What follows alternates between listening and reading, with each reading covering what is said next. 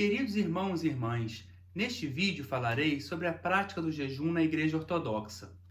No vídeo anterior, expliquei o porquê jejuamos, que o jejum é um exercício espiritual e que está intrinsecamente ligado à oração. Para entendermos o porquê e como, quando jejuamos na Igreja Ortodoxa, precisamos entender sua vida litúrgica. Por exemplo, todo dia da semana temos uma comemoração específica, temos esse ciclo litúrgico semanal. Começando no domingo, comemorando a gloriosa ressurreição de nosso Senhor Jesus Cristo, uma pequena Páscoa toda semana. Na segunda, comemoramos os Santos Anjos, na terça-feira, o grande profeta e precursor de Cristo, São João Batista. E na quarta e na sexta, lembramos da vivificante cruz de nosso Senhor Jesus Cristo, da sua paixão. Então, esses são eventos muito tristes na nossa história. E na quarta também lembramos da traição de Judas. Por isso que nesses dias jejuamos, nós tentamos rezar mais, e o jejum de alimentos serve para isso, para nos fazer rezar mais, para termos mais fome de Deus. Então, nesses dias, às quartas e sextas, nos abstemos de comer carne, frango, ovos, leite, queijos e laticínios, justamente para ficarmos mais leves, para rezarmos mais, para concentrarmos no que é importante. Mas temos algumas exceções em que não jejuamos às quartas e sextas. Geralmente são depois das grandes festas, pois a alegria dessas festas não combinam com esse espírito mais contrito do jejum. Entre o Natal e a Teofania não jejuamos às quartas e sextas, depois da Páscoa também não jejuamos às quartas e sextas, bem como depois da festa do Pentecostes. Também na nossa preparação para a Grande Quaresma, temos o Domingo do Publicano e do Fariseu. E depois nessa semana, também não jejuamos, porque essa parábola nos ensina muito como não devemos imitar o fariseu, como devemos fazer um jejum espiritual como o publicano.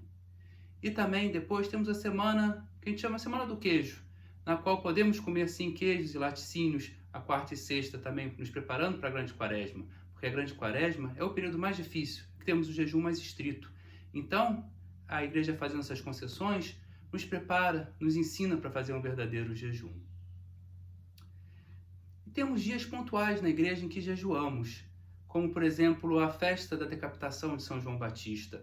Um dia também muito triste, uma pequena Sexta-feira Santa, na qual o maior nascido entre os homens é decapitado, sofre tamanha injustiça. Nesse dia, temos um jejum estrito. Temos também, na véspera da Teofania, no dia 18 de janeiro, para nos prepararmos para essa grande festa, o batismo de Nosso Senhor Jesus Cristo no Jordão. E também no dia 27 de setembro, no qual comemoramos a exaltação da festa da cruz de Nosso Senhor Jesus Cristo. Esse dia temos um jejum estrito, que segundo os livros litúrgicos, não comemos quase nada, só comida seca, ou seja, não comemos nem peixe, não comemos óleo, não tomamos bebida alcoólica. Isso é o que prega as regras monásticas nas quais nos ensinam sobre essas festas. Temos também períodos de jejum prolongados ao longo do ano, que são 4. O primeiro é a Grande Quaresma, esses 40 dias, mais a Semana Santa, que nos prepara para a nossa grande festa, para a festa principal da nossa fé, a festa das festas, a ressurreição de nosso Senhor Jesus Cristo.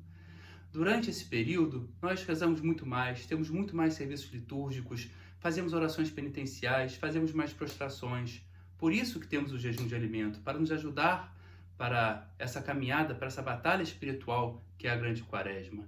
Então, na Grande Quaresma, também não comemos peixe, salvo em 2 grandes festas, mais uma vez, que são festas tão importantes que a gente ameniza o jejum. As festas são a Anunciação da Mãe de Deus, no dia 7 de abril, e também o Domingo de Ramos, a entrada triunfal de Nosso Senhor Jesus Cristo em Jerusalém, no domingo que antecede a Páscoa. Depois temos no jejum dos apóstolos. Ele varia, porque ele começa no domingo de Todos os Santos, que é um domingo depois do Pentecostes. Então ele pode variar entre 1 e 6 semanas. Este jejum nos prepara para a grande festa dos apóstolos São Pedro e São Paulo, que ocorre no dia 12 de julho. Ele é um jejum mais brando, no qual normalmente comemos peixe sim, dependendo da festa de algum santo grande, como acontece no dia 7 de julho, por exemplo, a festa de São João Batista. Como é uma festa importante, um dia importante, comemos peixe. Para isso, para a gente entender isso, o dia que come peixe, o dia que come óleo, o dia que come vinho, isso às vezes pode confundir. Mas isso é muito fácil numa vida monástica, no qual temos liturgia, ou temos serviços todos os dias. Então nós vivenciamos a vida litúrgica. Então quando a gente vê que tem uma vigília, temos um dia grande de festa, a comemoração é proporcional no refeitório. Depois de a gente celebrar uma liturgia de São João Batista, sim, vamos comer peixe, vamos beber vinho para comemorar esse dia. Depois temos também para nos preparar para a festa da Dormição da Mãe de Deus, que ocorre no dia 28 de agosto. Então, a partir do dia 14 de agosto, 2 semanas antes, também fazemos um jejum mais estrito, como na Grande Quaresma, e não comemos peixe, salvo na festa da Transfiguração de Cristo, no dia 19 de agosto. E por fim, temos o período que é o jejum que nos prepara para o Natal, o jejum que começa no dia de São Filipe, no dia 28 de novembro, e se estende até o dia 7 de janeiro, o dia que comemoramos o Natal.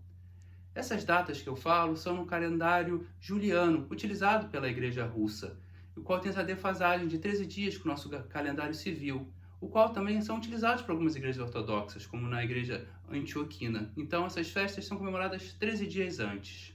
Por fim, temos o jejum eucarístico, que é a nossa preparação para receber a Santa Comunhão.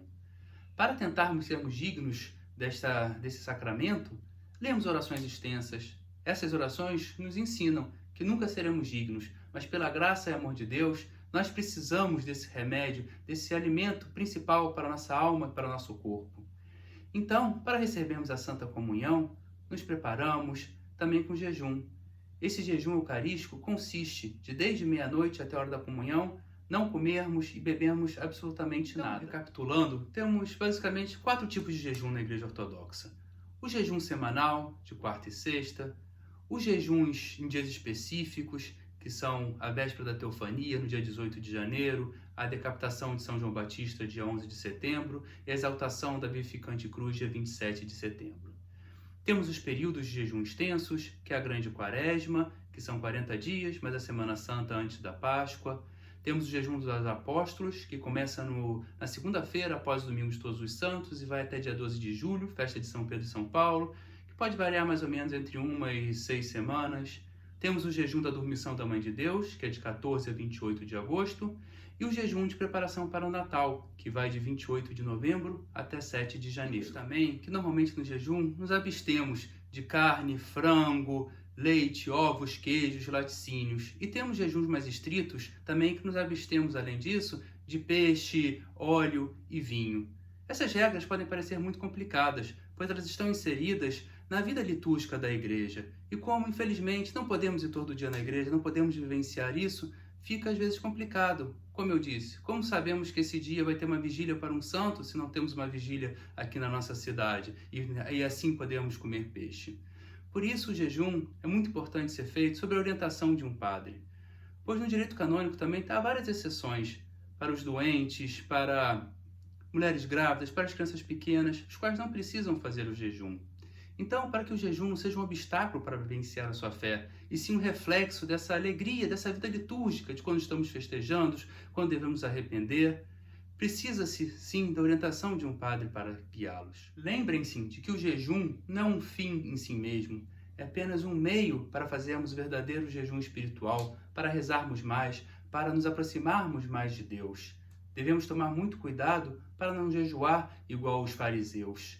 Sabemos que tudo que Deus fez é bom, que nenhuma comida é ruim em si mesma, mas que nos abstermos voluntariamente delas nos ajudam a rezar mais, a nos aproximar mais de Deus. Que Deus os abençoe.